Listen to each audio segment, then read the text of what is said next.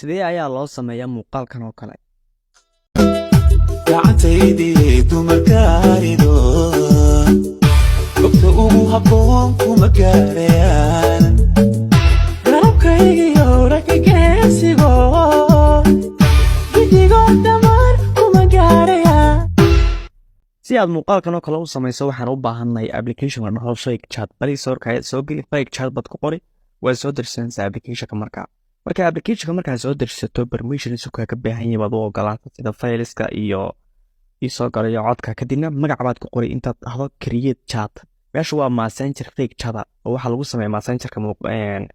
conversation bana ayaa lagu sameeyaa application wada fahmaysaa kadibna sawirkii baa soo saartaa waa tabta wuxuu la mid yahay Fake Chat-ka WhatsApp-ka kale ayuu la mid yahay sawir baa saari magac baa saari kadibna dhaag mug ayaad ka dhigin markaas si uu u ekaado messenger caadi hatta messenger caadi ayuu u eegyahay markaas soo gasho waxaad u baahantahay talaabadii labaad oo ah inaad hees soo doorato meesha markaa hees baa lagu qoraysaa muuqaalka hore ka soo hartay marka hees markaad soo hesho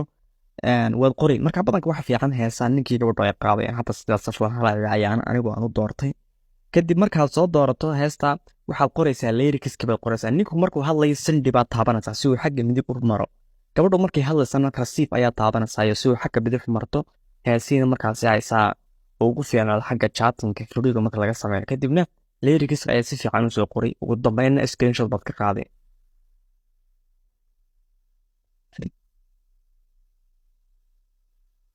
marka hadda lyricskii baan wadaa xaggii gabadha marka si fiican markaad u qorto wixii haysiisa was dhaafinaysa muuqaalka applicationka isagoo bilaa haysiisana telegram internet ka helaysaa soo ku dhibayn kadibna magacaagaad xaggan isaga qoran screenshot labaad baad ka qaaday marka talaabadaas taxad kabkad ayaa soo geli si aad u soo geliso markaasi shaqada inteedii u badnaa ugu dambeyn markaa waxaa soo dooranaysaa background madow ah oo size-kiisu yahay 16 booltan ama size-ka TikTok-ka amaba adaa gudaha ka dhigi background madow markaa soo doorato asagoo sawir oo muuqaal hayn waxaad tagaysaa xagga formatka waxaadna ka dhigi doontaa TikTok-ka 1916 kadibna markaasi saas ku doorato marka waxaad u baahantahay hadda heestii aad dooratay aad soo geliso markaan waxaa soo geliyay heestii safaha muuqaal bay ahayd kabkadu waxay ku ogolaanaysaa muuqaalka inaad heesta ka soo jarto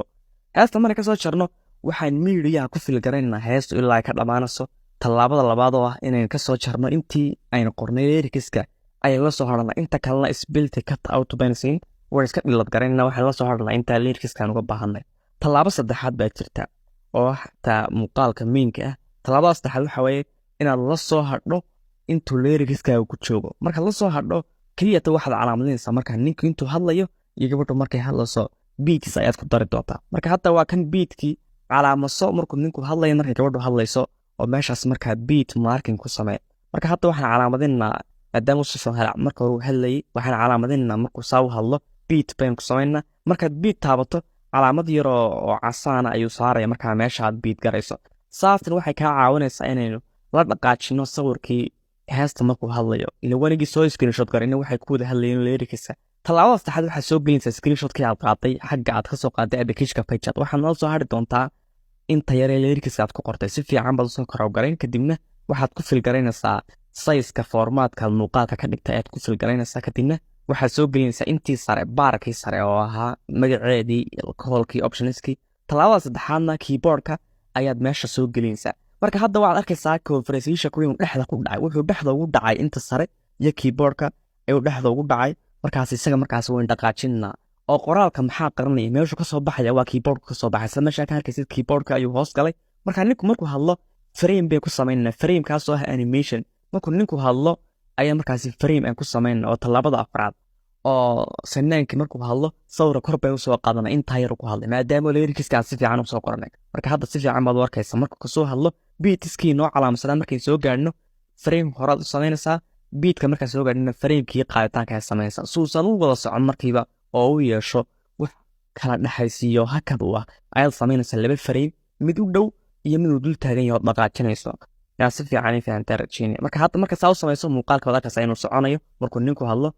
saas ayuu soconaya marka waayo waxaad ku samaysaa animation key frame marka hadda waxaad u baahantahay kaliya inaad u dhexaysiiso graphics waxa weeye waa animation yar oo u dhexeeya labada frame soo fariinka markaas u soo baxay isagoo animation leh oo aan qalalayn inta markaas sidaa u dhamayso kaliya taada waxaad u baahantahay markaas inaad u samayso exporting oo muuqaalka aad soo export garayso kadibna aad u samayso galway frameki. Galway frame waxa weeye ololkii yaraa ee ka baxayay muuqaalka hareerihiisa oo midabada bafran lahaa. Marka hadda waxaad soo gelinaysaa muuqaalkii meesha, kadibna xagga Apple-tiiska tagi waxaad qori electric light border, kadibna ka ugu horeed oo la garaysan. Hadda marka muuqaalka wadakaas aynu saa yahay oo saa ku samaysan. Marka background blue-gana xagga dambe uga samayn karaysaa adiga iyo customization-kaaga saad u qurxisato. Marka muuqaalku intaas ku dhan yahay waxaad ku dari karto adaa ku daraya. Muhiimaddu waxa weeye qaabka iyo base-ka loo soo sameeyay waa haddii aad habka hore u isticmaali jirtay.